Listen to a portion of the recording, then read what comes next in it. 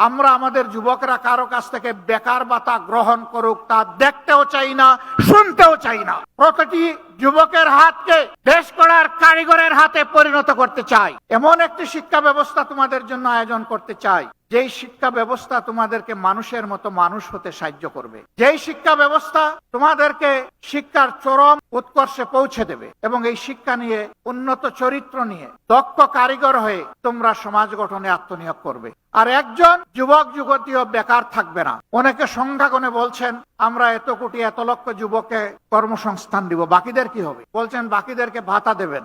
আমরা আমাদের যুবকরা কারো কাছ থেকে বেকার ভাতা গ্রহণ করুক তা দেখতেও চাই না, শুনতেও চাই না।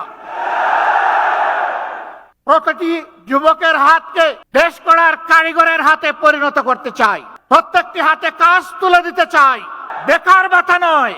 বেকার ভাতার পরিবর্তে এরাই দেশে সকল ক্ষেত্রে বিপ্লব সাধন করবে, সেই বিপ্লবের বাণী তাদের মুখে পৌঁছে দিতে চাই, শক্তি তাদের বুকে তুলে দিতে চাই, আর তাদের হাতে কাজ তুলে দিতে চাই। সম্মানিত বন্ধুগণ, তোমরা তৈরি হও, ইনশাআল্লাহ তোমরা পারবা।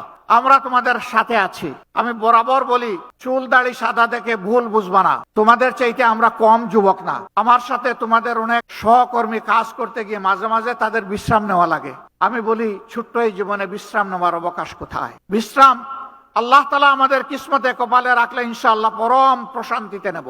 কিন্তু এটি এই দুনিয়া নয়, এই দুনিয়া বুকের নয়, এই দুনিয়া ত্যাগের। ইনশাআল্লাহ বাংলাদেশ জামাতে ইসলামী, ইসলামী সংগঠন সমূহ এবং দেশপ্রেমিক অন্যান্য সংগঠনকে সাথে নিয়ে সেই ইনসাফের ত্যাগের বাংলাদেশ করতে চায়। যারাই আমাদের সাথে আসবেন তাদের প্রতি আমাদের বার্তা স্পষ্ট।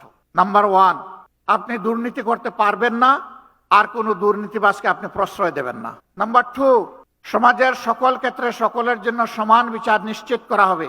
কোন রাজনীতিবিদ বিচারের দিকে তাকাতে পারবেন না, হস্তক্ষেপ করতে পারবেন না। নাম্বার 3, সকল জঞ্জালের কবর রচনা করার জন্য জনগণ যে সংস্কারের দিকে তাকিয়ে আছে, সেই সংস্কারের সমস্ত সুপারিশমালাকে বাস্তবায়ন করার প্রতিশ্রুতি দিতে হবে। এই 3 প্রতিশ্রুতিতে যারা একমত হবেন, মোস্ট ওয়েলকাম, আসেন। আমরা সবাই মিলে দেশ গড়বো ইনশাআল্লাহ। সব ধর্ম, সব দল, সব জাতি মিলে ঐক্যবদ্ধ বাংলাদেশ নিয়ে আমরা সামনে এগিয়ে যাব। সেই ঐক্যবদ্ধ বাংলাদেশ ইনশাআল্লাহ শুধু বাংলাদেশকে রাস্তা দেখাবে না, ইনশাআল্লাহ সেই বাংলাদেশ দুনিয়ার বহু দেশকে রাস্তা দেখাবে ইনশাআল্লাহ। সেই দিনটির অপেক্ষায় আমরা লড়ে যাব।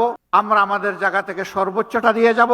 আল্লাহ রাব্বুল আলামিন আমাদেরকে সাহায্য করুন, আল্লাহ রাব্বুল আলামিন আমাদেরকে রহম করুন, এবং আল্লাহ রাব্বুল আলামিন তার নিজের জন্য খালেসভাবে আমাদেরকে কবুল করুন।